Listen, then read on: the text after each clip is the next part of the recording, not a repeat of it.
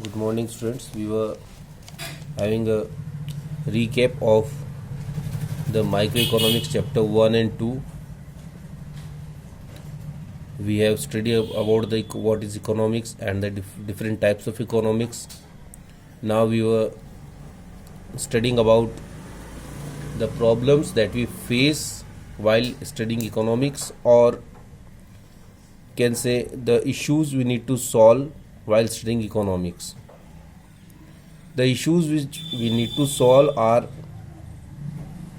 what to produce, how to produce, and for whom to produce. These are the three basic problems of microeconomics that we need to study and we need to understand. If we understand these three problems and if we are able to solve these three problems, then we can solve the microeconomic related issues of the economy. These are what to produce, how to produce, and for whom to produce. And from here itself we come to know the basic concepts of microeconomics. First problem is what to produce. What to produce states us that what type of goods we need to produce. We need to think for the needs and requirements of the economy. That will tell us that what we need to produce. Just like either we need to produce wartime goods or we need to produce peacetime goods. We need to produce agricultural goods or we need to produce industrial goods. We need to produce consumer goods or we need to produce capital goods. All these depends on the requirement of the economy. Just like if we have a lot of rich people in our country who can expense more on consumer goods, we can produce consumer goods. If our country is developed, we have all type of industries in the country, then we can focus on consumer goods. If our country is not having much machines, many factories, and we were importing all the consumer goods from foreign countries, then we need to focus on capital goods industry so that we can produce all the machines in the country and then we can go for the production of consumer goods. The development of capital good industries also gives job opportunities, so that is also helpful for us. If we have agricultural economy, it means if most of the people in our country are engaged in agricultural activities, then we need to produce agricultural goods. If we have a lot of people who are landless, who don't have land with them, then what we do? We don't have any other option by other than growing for producing the industrial goods. So if we have many agriculturalists, the farmers in our country, then we'll go for the agricultural goods.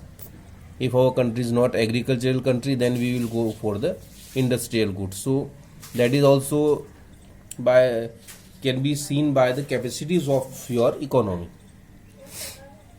Then if we require wartime goods, then we need to produce wartime goods. If we don't require wartime goods, if our relations are good with our neighboring countries, then we need to produce peacetime goods. So all these, the answer of this problem, what to produce, can be obtained by the study of all these. That what are the requirements of the economy and what are the things that will be beneficial for the economy to produce. We need to look for the requirement of our economy and then only we can give the solution of this. Then the second problem, how to produce. it states that what way we use to produce. Either we produce by the labors or we produce by the machines. We need to look for the technique of production. That may be a labor intensive techniques in which we use labor very much, or it may be a capital intensive techniques in which we use machines. How to decide the technique? It depends on the population of the country and on the skill of your labor. If you have a big population in your country, you will be going for labor intensive techniques. If you have a small population in your country, you will be going for the capital intensive techniques. If you have skilled labor in your country, whether that is low but that is skillful, then you will go for labor intensive technique. If you have a lot of people in your country but they are not skillful, they can't work with machines, then they can't work for the production activity. They are engaged in agriculture or in other activities, and you have the lesser labor. Though the population is very high, but the labors are very less in number. Then what you would do? You will be going with the capital intensive technique. So you need to think, if the country is rich, people are having a lot of job opportunities, they are earning as much they want, then you will be going with the capital intensive technique. If you have a lot of unemployment in your country, you need to give jobs to the people, then what would you do? You will be going with the labor intensive techniques. So these are the ways how you decide the techniques of production. Then the third question, for whom to produce? For whom to produce? It means for which section of society you are going to produce. It means whether you are producing for rich or you are producing for the poor. If you are producing for the rich people, you will produce consumer goods.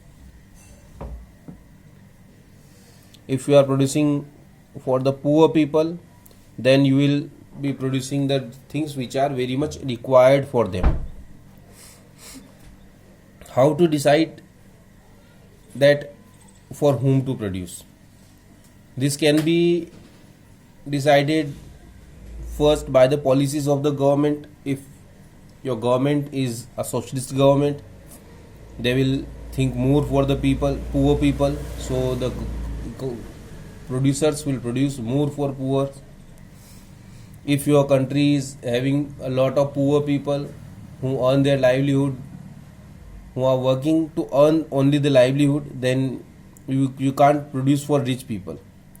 If the country wants to produce for the export purpose, to send items to other countries, then you can produce for the rich people. So these are the problems and the solutions. Now the next concept is opportunity cost that we studied. Opportunity cost, what is the concept behind that? Is that on every resource of production, we can use it in more than one ways. Just like I have a farm. On the farm, we can produce wheat, we can produce rice, we can produce maize, we can produce gram. We have all the options. It is not that in the way that the farm is used only for the production of wheat or rice or maize. All the crops can be produced. Suppose, yes, we can also produce sugarcane also. Now, if I produce wheat, I earn 10,000. If I produce rice, I earn 8,000. If I produce sugarcane, I earn 12,000. What is the best use? Best use is the use of sugarcane. If I grow sugarcane, I can earn 12,000. This is the best possible use of the resource what I am having, that is farm. But I can't grow sugarcane on whole of the farm. I'll be producing wheat also, rice also, because these are for my requirement and to sell as well. If I produce wheat on a part of land, if I would have grown the sugarcane, I would be earning 12,000. But when I am producing wheat, how much I am earning? 10,000. So how much is the difference? That is 2,000. 12,000 of the earning of sugarcane and 10,000 is earning of wheat. So the difference is 2,000. That is a loss for me if I produce wheat.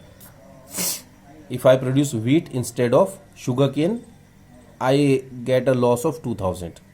If I produce rice at the place of sugarcane, I get the loss of 4,000.